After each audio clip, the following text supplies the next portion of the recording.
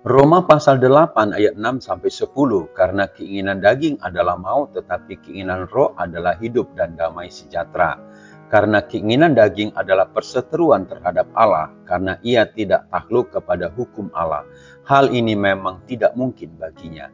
Mereka yang hidup dalam daging tidak mungkin berkenan kepada Allah, tetapi kamu tidak hidup dalam daging, melainkan dalam roh, jika memang roh Allah diam di dalam kamu.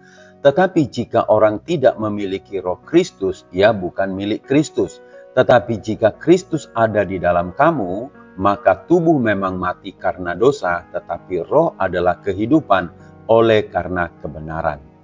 Milik Kristus. Saudara-saudara, dalam topik kali ini kita akan membahas tentang seseorang yang menjadi milik Kristus dan bukan milik Kristus. Menjadi milik Kristus bukanlah berdasarkan pengakuan dan kemauan seseorang yang telah dibaptis dan disebut Kristen.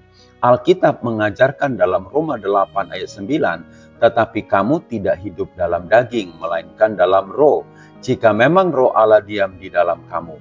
Tetapi jika orang tidak memiliki roh Kristus, ia bukan milik Kristus. Dalam ayat ini, seseorang yang menjadi milik Kristus adalah jika roh Allah diam dalam kamu.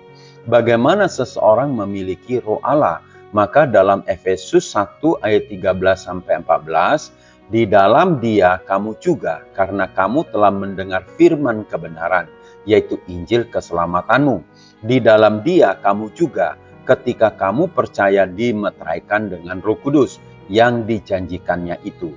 Dan Roh Kudus itu adalah jaminan bagian kita sampai kita memperoleh seluruhnya, yaitu penebusan yang menjadikan kita milik Allah untuk memuji kemuliaannya.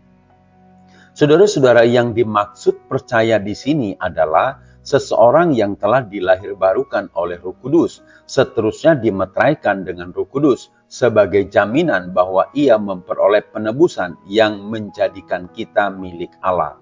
Milik Kristus juga berarti menyatu dengan Kristus dan hidup menurut pimpinan Roh Kudus.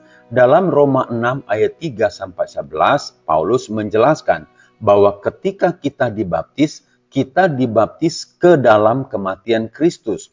Ini berarti kita turut mati bersama Dia, mati bagi dosa dan hidup untuk kebenaran Allah.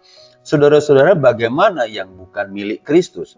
Tidak memiliki roh Kristus berarti tidak memiliki hubungan dengan Kristus dan hidup menurut keinginan daging. Kata milik daging berarti hidup menurut keinginan daging, yaitu keinginan manusia yang berdosa. Hidup menurut keinginan daging berarti kematian kekal dan keterpisahan dengan Allah. Saudara-saudara, firman Tuhan katakan, tetapi jika Kristus ada di dalam kamu, maka tubuh memang mati karena dosa, tetapi roh adalah kehidupan oleh karena kebenaran. Haor Ministry.